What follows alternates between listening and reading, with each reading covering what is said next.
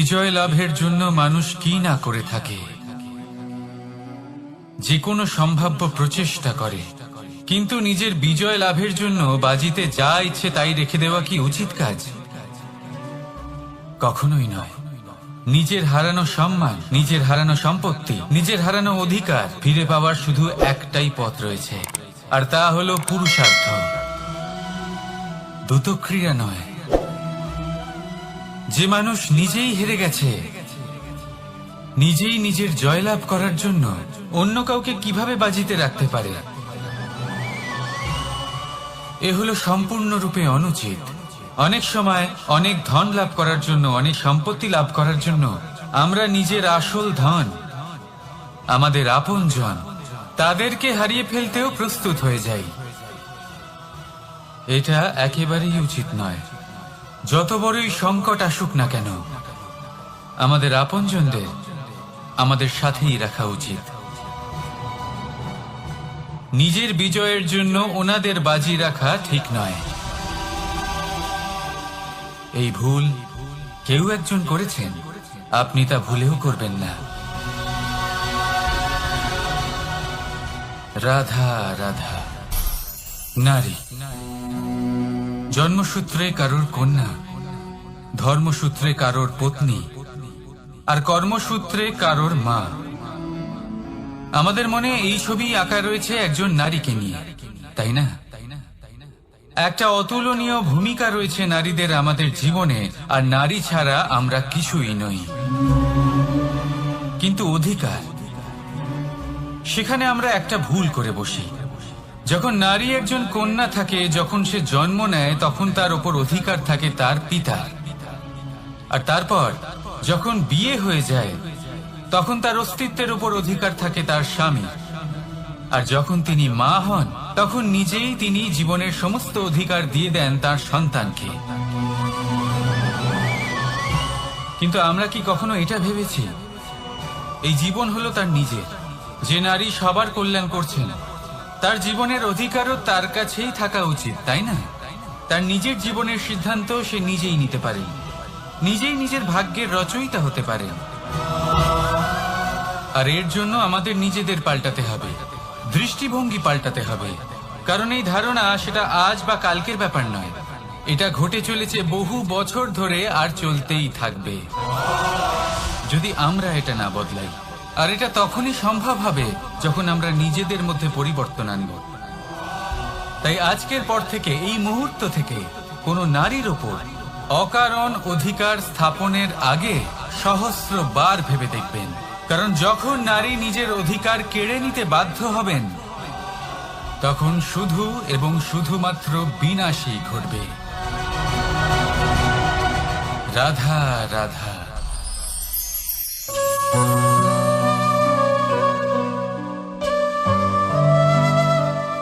নারী,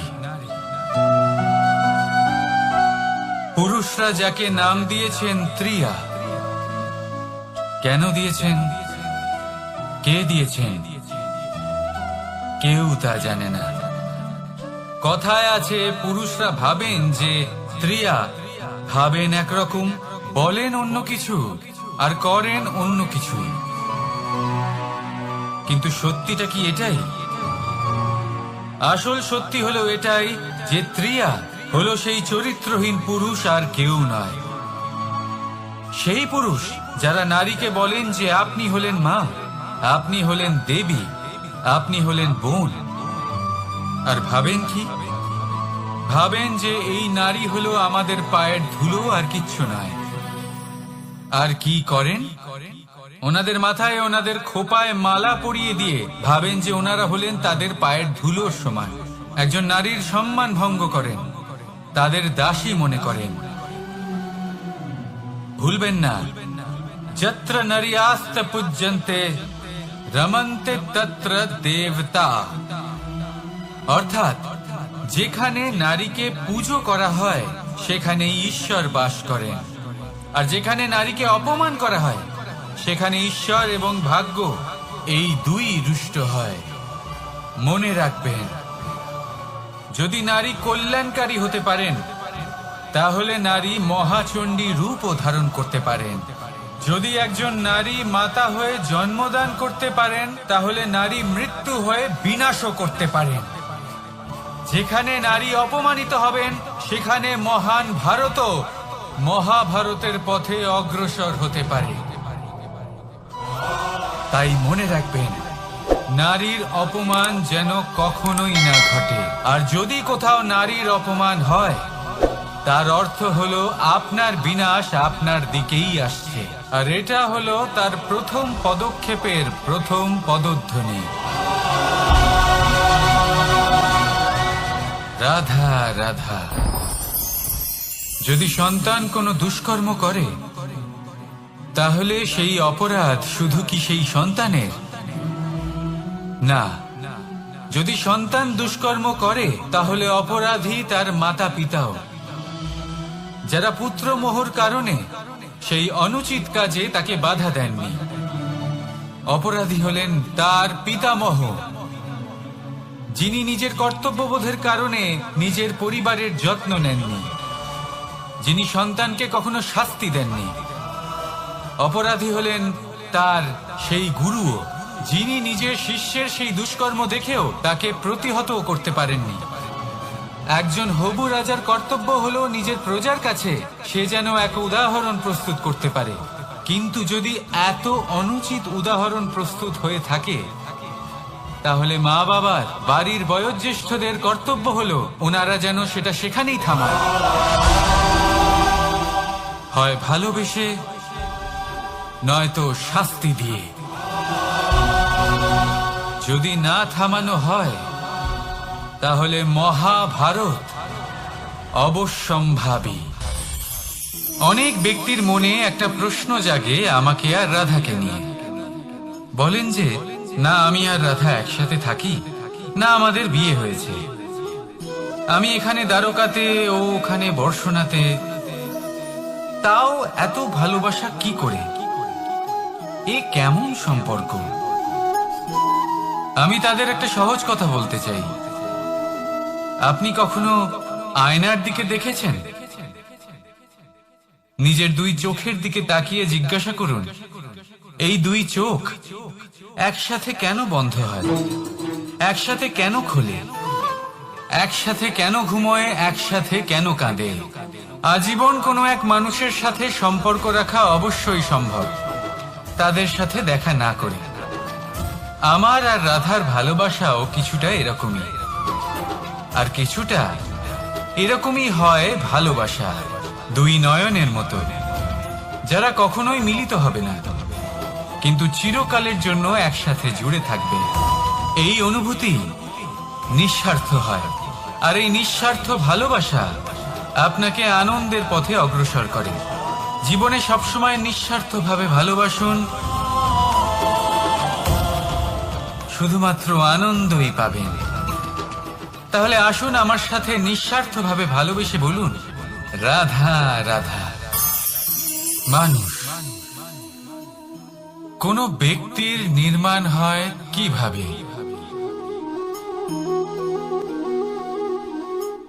কেউ বলবেন পঞ্চতত্ত্বের দ্বারা, কেউ বলবেন আত্মা, দেহ ও চেতনার দ্বারা, কেউ বলবেন ঈশ্বরের কৃপার দ্বারা, তো কেউ বলবেন এই প্রকৃতির পরীক্ষার দ্বারা। না, মানুষের নির্মাণ হয়ে থাকে বিশ্বাস দ্বারা। ব্যক্তি তখনই গড়ে ওঠেন যখন ব্যক্তিত্ব থাকে, ঠিক কিনা? আর ব্যক্তিত্ব তখনই হবে আর সেরকমই হবে যেরকম বিশ্বাস আপনি নিজের উপরে রাখবেন। যদি আপনি মনে করেন আপনি বিষের ন্যায় হবেন, তাহলে আপনি বিষাক্তই হবেন। যদি আপনি এটা মনে করেন যে আপনি অমৃতের ন্যায় হবেন, তাহলে আপনি অমরই হয়ে যাবেন।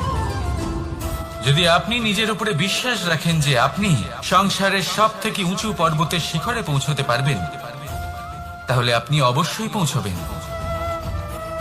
যদি আপনার এরকম মনে হয় যে আপনি এরকম কখনো করতে পারবেন না, তাহলে এরকম কখনোই হবে না। ভেবে দেখবেন, বিশ্বাসের মধ্যেই বিশ্ব বাস করে থাকে। তো আপনার অস্তিত্ব কেন করবে না? যেমন বিশ্বাস আপনি নিজের উপরে রাখবেন, তেমনই আপনি হয়ে উঠবেন। সেই জন্য নিজের উপরে বিশ্বাস রাখুন। আর হ্যাঁ, ভালোবেসে বলুন রাধা রাধা। শত্রুতা। একজন মানুষ অন্য মানুষের সাথে শত্রুতা করে বসেন। দুজন ঘনিষ্ঠ বন্ধু, এমনও এক সময় আসতে পারে যখন এনারা একে অপরের শত্রু হয়ে ওঠেন। এর অনেকগুলো কারণ হতে পারে, কিন্তু মূল কারণ হলো আলোচনা। আগে হ্যাঁ, আপনি যদি কারোর বিষয়ে আলোচনা করেন তাহলে সে আপনার শত্রু হয়ে যেতে পারে। এবার মনে একটা প্রশ্ন আসতে পারে যে এটা কিভাবে সম্ভব হতে পারে? আলোচনা, এটা তো অত্যন্ত জরুরি। যদি আমি নিজের বন্ধুর খারাপ কাজের বিষয়ে আলোচনাই না করি তাহলে সে শুধরবে কি করে? এ কথা সত্যি যে আলোচনা আবশ্যক, কিন্তু তার থেকেও বেশি গুরুত্বপূর্ণ এবং আবশ্যক হলো আপনার এই সিদ্ধান্ত। সিদ্ধান্ত এটাই যে আপনার এই আলোচনা কোন স্থানে করবেন। যদি এটা সবার সামনে করবেন ভাবেন, তাহলে তা অপমানও হয়ে যেতে পারে। যদি এটা আলাদাভাবে করেন তাহলে তা পরামর্শ হয়ে যায়। অপমান কেউ স্বীকার করতে পারেন না, কিন্তু পরামর্শ সকলের ভালো লাগে। তাহলে যদি আপন কারোর জন্য ভালো কিছু চান, কাউকে শুধরে দিতে চান, আর আপনার মনে হয় আলোচনা আবশ্যক, তাহলে সর্বপ্রথম সময়, পরিস্থিতি আর স্থানের কথা মনে রাখবেন। নয়তো এই আলোচনা আপনাকে খুব ভোগাতে পারে। তাহলে আসুন আমার সাথে ভালোবেসে বলুন রাধা রাধা। আপনার জীবনেও কি সমস্যা রয়েছে? অবশ্যই থাকবে। প্রত্যেকের জীবনেই সমস্যা থাকে। প্রত্যেক মানুষ জিজ্ঞাসাও করেন যে এই সমস্যা আসলে কি আর কেন আসে জীবনে। আপনাকে একটা কথা বলে দিই যে সমস্যা আসলে সেটা নয় যা আপনার পথে বাধা সৃষ্টি করে, বরং সমস্যা হলো সেটাই যেটা আপনি তখন দেখতে পান যখন আপনার একাগ্রতা আপনার পথ থেকে, আপনার লক্ষ্য থেকে সরে যেতে থাকে। আর এই সমস্যাগুলি দূর করার জন্য, এর সমাধান করার জন্য একটাই পথ আছে। নিজের সমস্ত ভাবনা আরো একবার একাগ্র করুন নিজের পথের দিকে, নিজের লক্ষ্যের দিকে। আপনার সমস্ত ভাবনা যদি কেন্দ্রীভূত হয় নিজের লক্ষ্যে, তাহলে এই সমস্যা দূরে থাকবে। যদি এরকম না হয়, যদি আপনার মন একটু অন্যদিকে চলে যায়, তাহলে এই সমস্ত সমস্যা আবার সামনে চলে আসে আর বাড়তেও থাকে। দেখুন, যেখানে আপনার লক্ষ্য রয়েছে, বান যদি সেখানেই চালাতে হয়, তাহলে দৃষ্টি তো সেদিকেই রাখতে হবে। তবেই তো আপনি সেই লক্ষ্য ভেদ করতে পারবেন। সেই জন্য মনে রাখবেন, সর্বদা লক্ষ্য রাখবেন নিজের পথে, সেই পথেই সামনে এগোতে থাকুন নিজের লক্ষ্যের দিকে। আপনি যত সামনে এগোতে থাকবেন এই সমস্যা তত পিছিয়ে যাবে। তাহলে আসুন আমার সাথে ভালোবেসে বলুন রাধা রাধা। এই পাখিরা সত্যি খুব সুন্দর, আমার খুব ভালো লাগে। আপনি নিশ্চয়ই শুনে থাকবেন যে কিছু পাখির কাছে ডানা অবশ্যই থাকে, কিন্তু উড়তে পারে না। তারা চায় উঁচু আকাশে উড়ে বেড়াতে এবং মেঘেদের সাথে কথা বলতে, করতেই পারে না। এবার এই সংসারেও পাওয়া যায় ঘুড়িও। এদের মধ্যে না জীবন আছে, না প্রাণ আছে, আর না আছে ডানা, কিন্তু এরা আকাশের সাথে কথা বলে, হাওয়ার বেগের সাথে কথা বলে, আনন্দ করে, উৎফুল্ল হয়ে ওঠে। আকাশে জীবনের কিছু মুহূর্ত কাটায়। তার কারণ কি হতে পারে? কারণ হলো সুতো। এই সুতো যদি সঠিক হাতে থাকে, তাহলে এই কাগজের তৈরি ঘুড়িও আকাশের উচ্চতায় উড়ে বেড়াতে পারে এবার এই সুতো আসলে কি? এই সুতো হলো আসলে ভালোবাসা, এই সুতো হলো আসলে বিশ্বাসের। আর এটা আপনি দিয়ে থাকেন তাদের হাতে যাদের আপনি বিশ্বাস করেন, যাদের আপনি নিজের সর্বস্ব দিয়ে দেন। ভেবে দেখুন, এই ভালোবাসা আর বিশ্বাসের সুতো আপনি যদি সঠিক মানুষের হাতে দিয়ে দেন, তাহলে আপনি অনেক উচ্চতায় উঠতে পারবেন, আকাশের উচ্চতায় উড়ে বেড়াতে পারবেন, মেঘের সাথে কথা বলতে পারবেন, পাখিদের মতো উঠতে পারবেন, যা ইচ্ছে তাই করতে পারবেন। শুধু এই মানুষ সঠিক হতে হবে, এমন একজন মানুষ যার মনে আপনার জন্য ভালোবাসা রয়েছে, এমন এক মানুষ যার মনে কোনো স্বার্থ নেই, যিনি পরোপকারী, এমন একজন ব্যক্তি যিনি আপনার অস্তিত্বকে বাইরে নিয়ে আসতে পারবেন, তাকে উজ্জ্বল করে তুলবেন। তাহলে ভালোবাসুন, আনন্দ করতে থাকুন, আর এই আনন্দ সহকারে বলুন, রাধা রাধা। আমরা সকলে এমন ব্যক্তির সাথে থাকতে চাই যারা খুব মিষ্টি কথা বলেন, যাদের ব্যবহার আমাদের ভালো লাগে, যারা দেখতে সুন্দর হন, যাদের আমরা পছন্দ করি।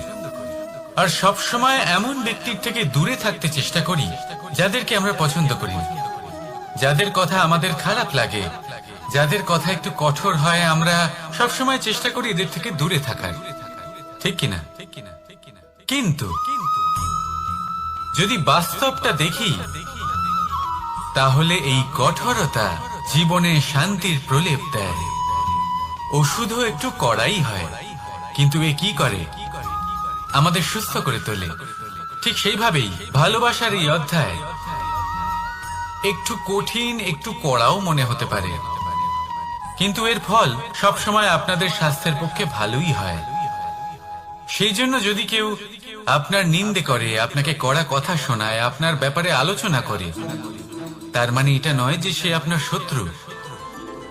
হতে পারে তিনি আপনার বন্ধু হন, আপনার জন্য ভালো চান, আপনাকে শুধরে নিতে চান, আপনার মধ্যে কোনো পরিবর্তন দেখতে চান। সেই জন্য কখনো কারোর কথা শুনে বা কাউকে দেখে প্রাথমিকভাবে এই সিদ্ধান্ত নেবেন না যে তিনি আপনার শত্রু হন নাকি আপনার বন্ধু হন। এমনও শত্রু হয়ে থাকেন যে গুড়ের মতো মিষ্টি মিষ্টি কথা বলে আসলে আপনাকে বিষ পান করিয়ে দেবেন। আর এমনও বন্ধু থাকেন যারা আসলে নিমের মতো কড়া কথা বলেন, কিন্তু আপনাকে অমৃত পান করান। এদের মধ্যে পার্থক্য করতে জানতে হবে, কে আসলে শত্রু হন আবার কে আসলে মিত্র হন। এই পার্থক্য যখন আপনি করতে শিখবেন, তখন আপনি এই সংসারের সব থেকে সুখী প্রাণী হয়ে উঠবেন। এই পার্থক্য বোঝা সহজ নয়, কিন্তু অবশ্যই আবশ্যক। রাধা রাধা। অসুখ। এমন কোন মানুষ আছেন এই সংসারে যার অসুখ করে না? প্রত্যেক মানুষ কখনো না কখনো অবশ্যই অসুস্থ হয়েছে, তার এই শরীর রোগের শিকার অবশ্যই হয়েছে। এবারে দেখুন, এই রোগ আসে, আবার এই রোগ চলেও যায়, কিন্তু সেই রোগ আমাদের কষ্ট দিতে কেন সক্ষম হয়? কারণ হলো স্বচ্ছতা। যদি এই স্বচ্ছতা শরীরে না থাকে, তাহলে মানুষকে শারীরিক কষ্ট পেতেই হবে। ঠিক সেইভাবেই অত্যন্ত প্রয়োজনীয় হলো এই স্বচ্ছতা যেন মনেও থাকে। যদি এই স্বচ্ছতা মনে না থাকে, তাহলে মানুষ চারিত্রিকভাবে কষ্ট সহ্য করেন। এবারে নিবারণ কি হতে পারে? বড়ই সহজ এর উপশম। যদি রোগ শরীরে হয়, তাহলে সর্বপ্রথম স্বচ্ছতা বজায় রাখতে শিখুন, এই শরীরকে পরিষ্কার রাখতে শিখুন। বিচক্ষণতার সাথে এই রোগের সম্মুখীন হন, ভয় পাওয়ার কোনো দরকার নেই। ব্যায়াম করতে থাকুন, সব ঠিক হয়ে যাবে। সেইভাবেই যদি এই অসুখ মনে হয়, তাহলে কি করা যায়? সর্বপ্রথম তার আধারের উপরে নজর দিন। আপনার এই আধারই হলো আপনার আহার। যা আপনি আহার করবেন, সেরকমই মানুষ হয়ে উঠবেন। সেইভাবেই আপনি যেরকম ভাবেন, সেরকমই মানুষ হয়ে উঠবেন। সেই জন্য নিজের ভাবনাকে শুভ করুন, নিজের দৃষ্টিভঙ্গিকে শুভ করে তুলুন, সবকিছু সঠিক হবে। আপনার আমার সবার মধ্যেই এক রাক্ষস বাস করে, তার সম্মুখীন হন, তাকে পরাস্ত করুন। তাহলে এই রোগ সে শরীরেই হোক বা মনের মধ্যে, যদি সঠিক সময় তাকে আটকানো না যায়, তাহলে যে কোনো সময় তা মহামারীর রূপ ধারণ করবে। সেই জন্য সাবধানে থাকুন, সুস্থ থাকুন। তাহলে আসুন আমার সাথে ভালোবেসে বলুন রাধা রাধা। বাজ পাখিকে পক্ষীরাজ বলা হয়। বাজের আয়ু হলো মোটামুটি 70 বছর। এবার 40 বছর হতে হতেই ওদের পালক লম্বা এবং ভঙ্গুর হয়ে যেতে থাকে, ঠোঁট বেঁকে যায়, ডানা ভারী হয়ে যায়, অর্থাৎ আগের মতো উঠতে পারে না, সেই শক্তি থাকে না। এবার সেই বাজ কি করবে? বাজ সব থেকে কঠিন নির্বাচন করে, নির্বাচন নিজের পুনর্স্থাপনার। সর্বপ্রথম একটা বিশাল পর্বতে যায়, একান্তে নিজের এক বাসস্থান তৈরি করে, আর তারপরে পাথরের সাথে নিজের ঠোঁট বারবার আঘাত করতে করতে সেই ঠোঁট ভেঙে ফেলে। তারপরে সে অপেক্ষা করে সেই ঠোঁট পুনর্নির্মাণ হওয়ার। তারপর সেটাই করে নিজের পালকের সাথে। তারপরে নিজের ডানা থেকে এক এক করে ভারী পালকগুলো ছিঁড়ে ফেলে দেয়। আর তারপর 150 দিনের এই যন্ত্রণা সহ্য করার পরে ও ফিরে পায় নিজের ওড়বার অনন্য ক্ষমতা, সেই শক্তি। আর তারপরে ও জীবনের পরবর্তী 30 বছর বাঁচে। কি বুঝলেন আপনি? যদি ইচ্ছে শক্তি থাকে তাহলে একজন দুর্বলও শক্তিশালী হতে পারে। আপনিও এটাই করুন, নিজের অতীতের যন্ত্রণার বোঝাগুলিকে ত্যাগ করুন আর কল্পনার খোলা আকাশে উন্মুক্ত হয়ে উড়ে বেড়ান। নিজের পুনর্স্থাপনা করুন, তবেই সর্বশ্রেষ্ঠ হতে পারবেন। আর মনে রাখবেন, এই ছোট ছোট পদক্ষেপই বড় বড় শিখরে পৌঁছে দিতে পারে। তাহলে আসুন আর আমার সাথে ভালোবেসে বলুন রাধা রাধা। আপনি কি কখনো জলকে নিজের মুঠোতে ধরে রাখার চেষ্টা করেছেন? চলুন আজ করা যাক।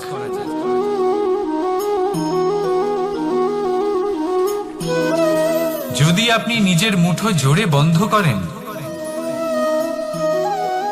জল ধরে রাখতে পারবেন না।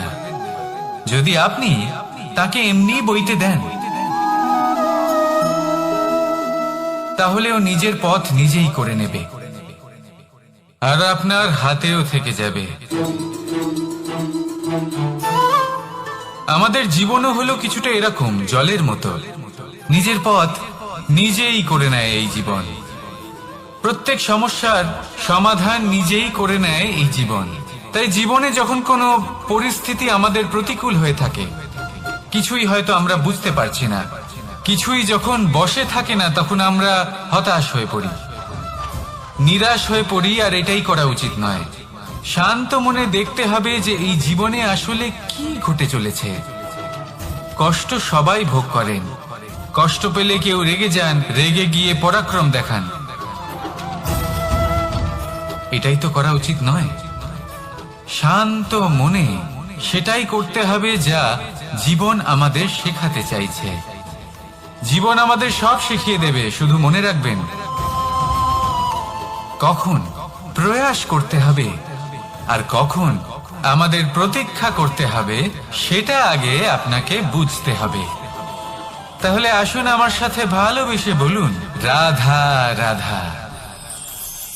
বল, শক্তি, পরাক্রম এই সংসারের বিকাশের মূল।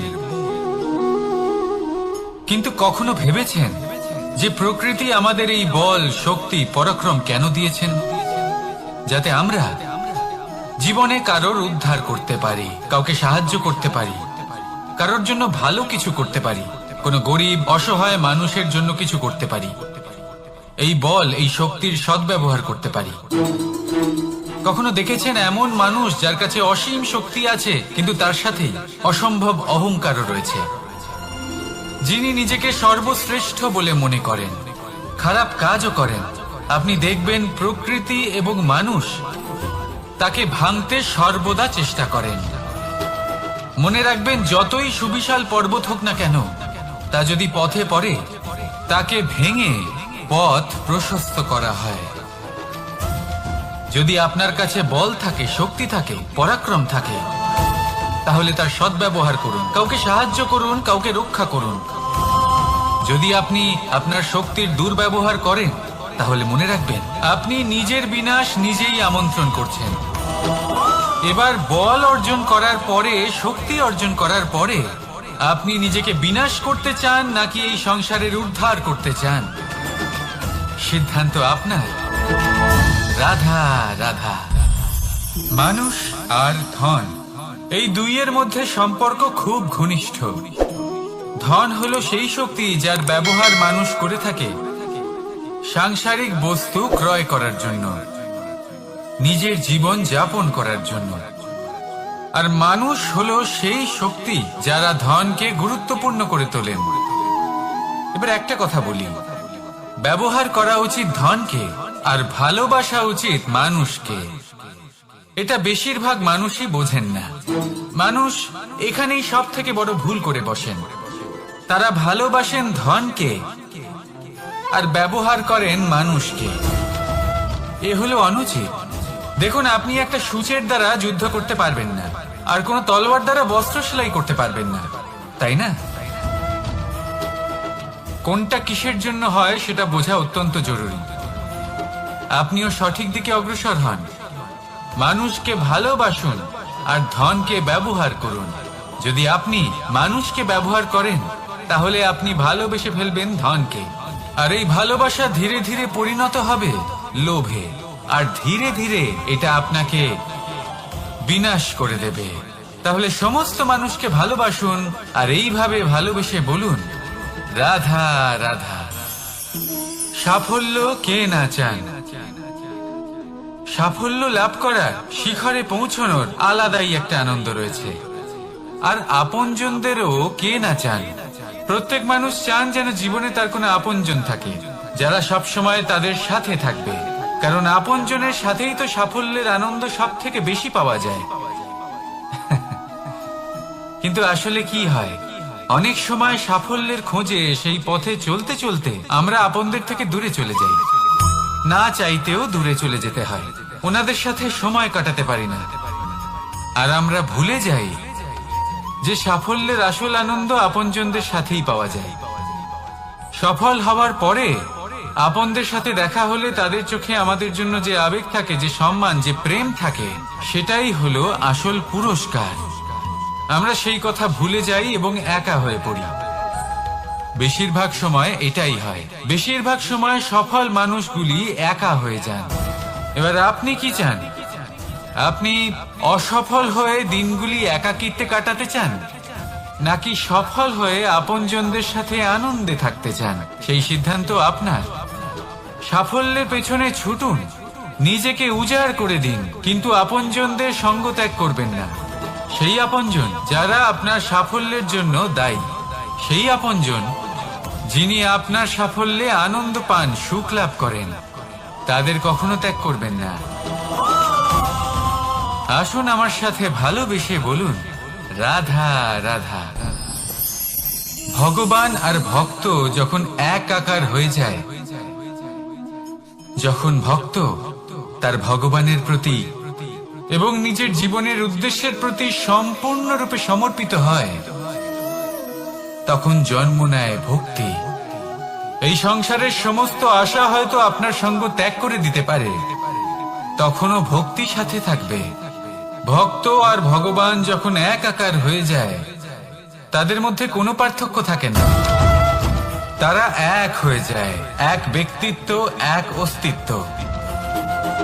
সেই জন্য কখনো জীবনে যে কোনো রূপেই, যে কোনো প্রকারেই, যে কোনো ঈশ্বরকে মান্য করুন। মনের মধ্যে শ্রদ্ধা ভাব জাগ্রত করুন, মনে ভক্তি ভাব জাগ্রত করুন। এই সমগ্র সংসারে সব কিছু আপনাকে ছেড়ে চলে গেলেও তখনও এই ভক্তি শুধুমাত্র আপনার উত্থান ঘটাবে। তাই মনে ভক্তি জাগ্রত করুন আর আমার সাথে ভালোবেসে বলুন, রাধা রাধা। শব্দই হলো শূন্য, শব্দই হলো আরম্ভ, শব্দই হলো অন্ত, শব্দই হলো অমর, শব্দই হলো ব্রহ্ম। এই শব্দ হলো অত্যন্ত বিশেষ। কেউ কাঁদলে তাকে হাসিয়ে তোলে, কেউ হাসলে তাকে কাঁদিয়ে দেয়। কারোর মনে উদ্দীপনা জাগিয়ে তুলতে পারে, আবার কারোর মনে কাঁটা হয়ে বিঁধে থাকতে পারে।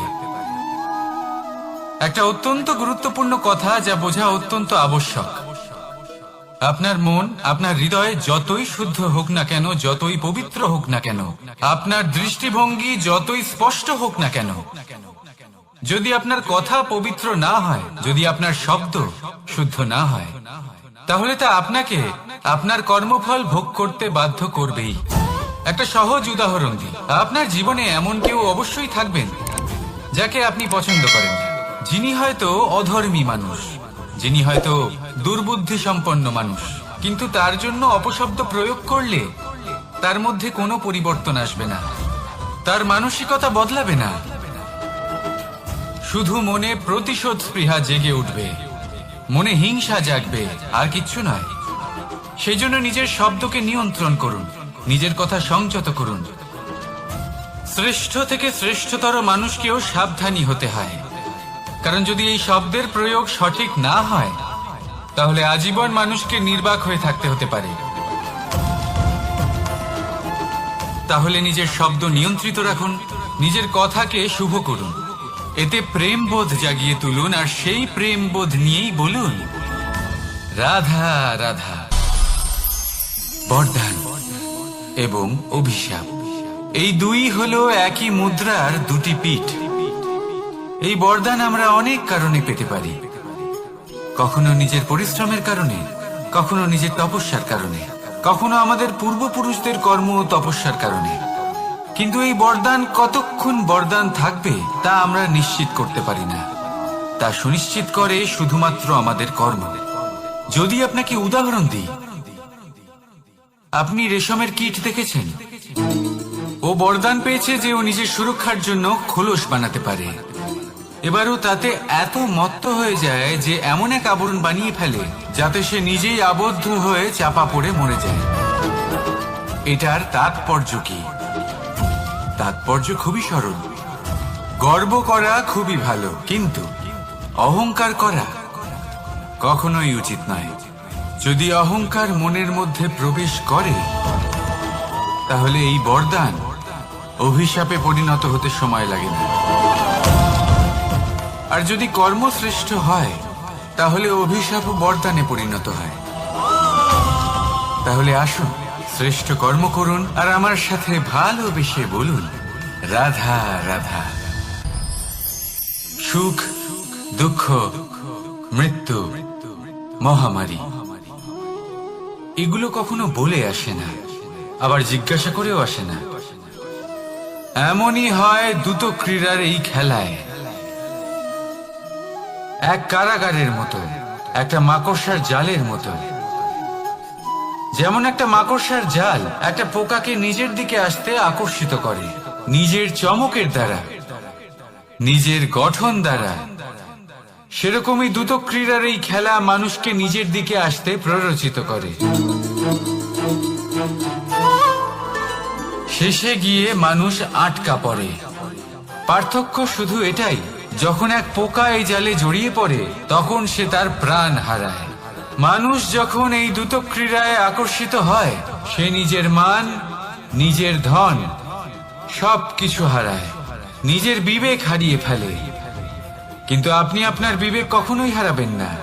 যদি আপনার মনে লোভ চলে আসে, আপনি লোভী হয়ে ওঠেন। যদি আপনি দ্রুত ক্রীড়ার এই খেলায় আটকা পড়েন, তাহলে মনে রাখবেন এই খেলা থেকে ফিরে আসা প্রায় অসম্ভবই বলা যায়। নিজের বিবেক কখনো হারাতে দেবেন না, কারণ বিনাশ আসার প্রথম লক্ষণ হলো বিবেকের বোধ চলে যাওয়া। এই প্ররোচনায় কখনো পা দেবেন না। আর আমার সাথে ভালোবেসে বলুন রাধা রাধা। বিজয়, বিজয় লাভের জন্য মানুষ কি না করে থাকে, যে কোনো সম্ভাব্য প্রচেষ্টা করে। কিন্তু নিজের বিজয় লাভের জন্য বাজিতে যা ইচ্ছে তাই রেখে দেওয়া কি উচিত কাজ? কখনোই নয়। নিজের হারানো সম্মান, নিজের হারানো সম্পত্তি, নিজের হারানো অধিকার ফিরে পাওয়ার শুধু একটাই পথ রয়েছে, আর তা হলো পুরুষার্থ, দ্রুত ক্রীড়া নয়। যে মানুষ নিজেই হেরে গেছে, নিজেই নিজের জয়লাভ করার জন্য অন্য কাউকে কিভাবে বাজিতে রাখতে পারে? এ হলো সম্পূর্ণরূপে অনুচিত। অনেক সময় অনেক ধন লাভ করার জন্য, অনেক সম্পত্তি লাভ করার জন্য আমরা নিজের আসল ধন, আমাদের আপনজন, তাদেরকে হারিয়ে ফেলতেও প্রস্তুত হয়ে যাই। এটা একেবারেই উচিত নয়। যত বড়ই সংকট আসুক না কেন, আমাদের আপনজনদের আমাদের সাথেই রাখা উচিত। নিজের বিজয়ের জন্য ওনাদের বাজি রাখা ঠিক নয়। এই ভুল কেউ একজন করেছেন, আপনি তা ভুলেও করবেন না। রাধা রাধা।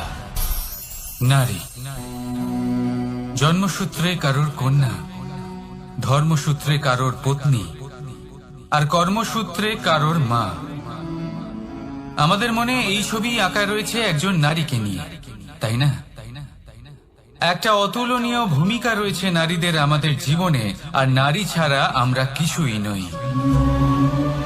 কিন্তু অধিকার, সেখানে আমরা একটা ভুল করে বসি। যখন নারী একজন কন্যা থাকে, যখন সে জন্ম নেয়, তখন তার উপর অধিকার থাকে তার পিতা। আর তারপর যখন বিয়ে হয়ে যায়, তখন তার অস্তিত্বের উপর অধিকার থাকে তার স্বামী। আর যখন তিনি মা হন, তখন নিজেই তিনি জীবনের সমস্ত অধিকার দিয়ে দেন তার সন্তানকে। কিন্তু আমরা কি কখনো এটা ভেবেছি এই জীবন হলো তার নিজের? যে নারী সবার কল্যাণ করছেন, তার জীবনের অধিকারও তার কাছেই থাকা উচিত, তাই না? তার নিজের জীবনের সিদ্ধান্ত সে নিজেই নিতে পারেন, নিজেই নিজের ভাগ্যের রচয়িতা হতে পারেন। আর এর জন্য আমাদের নিজেদের পাল্টাতে হবে, দৃষ্টিভঙ্গি পাল্টাতে হবে। কারণ এই ধারণা সেটা আজ বা কালকের ব্যাপার নয়, এটা ঘটে চলেছে বহু বছর ধরে আর চলতেই থাকবে যদি আমরা এটা না বদলাই। আর এটা তখনই সম্ভব হবে যখন আমরা নিজেদের মধ্যে পরিবর্তন আনব।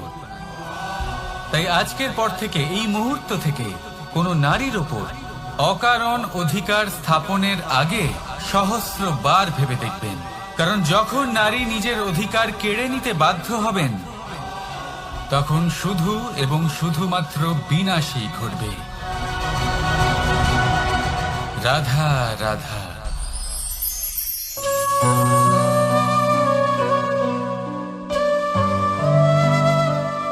নারী, পুরুষরা যাকে নাম দিয়েছেন ত্রিয়া, কেন দিয়েছেন, কে দিয়েছেন, কেউ তা জানে না। কথায় আছে, পুরুষরা ভাবেন যে ত্রিয়া, ভাবেন একরকম, বলেন অন্য কিছু, আর করেন অন্য কিছুই। কিন্তু সত্যিটা কি এটাই? আসল সত্যি হলো এটাই যে ত্রিয়া হলো সেই চরিত্রহীন পুরুষ, আর কেউ নয়। সেই পুরুষ যারা নারীকে বলেন যে আপনি হলেন মা, আপনি হলেন দেবী, আপনি হলেন বোন। আর ভাবেন কি? ভাবেন যে এই নারী হলো আমাদের পায়ের ধুলো, আর কিচ্ছু নয়। আর কি করেন? ওনাদের মাথায়, ওনাদের খোপায় মালা পরিয়ে দিয়ে ভাবেন যে ওনারা হলেন তাদের পায়ের ধুলোর সমান। একজন নারীর সম্মান ভঙ্গ করেন, তাদের দাসী মনে করেন। ভুলবেন না, যত্র নারীয়াস্ত পূজ্যন্তে রমন্তে তত্র দেবতা। অর্থাৎ যেখানে নারীকে পুজো করা হয়, সেখানে ঈশ্বর বাস করেন। আর যেখানে নারীকে অপমান করা হয়, সেখানে ঈশ্বর এবং ভাগ্য এই দুই রুষ্ট হয়। মনে রাখবেন, যদি নারী কল্যাণকারী হতে পারেন, তাহলে নারী মহাচণ্ডী রূপও ধারণ করতে পারেন। যদি একজন নারী মাতা হয়ে জন্মদান করতে পারেন, তাহলে নারী মৃত্যু হয়ে বিনাশও করতে পারেন। যেখানে নারী অপমানিত হবেন, সেখানে মহান ভারতও মহাভারতের পথে অগ্রসর হতে পারে। তাই মনে রাখবেন, নারীর অপমান যেন কখনোই না ঘটে। আর যদি কোথাও নারীর অপমান হয়, তার অর্থ হলো আপনার বিনাশ আপনার দিকেই আসছে। আর এটা হলো তার প্রথম পদক্ষেপের প্রথম পদধ্বনি। রাধা রাধা।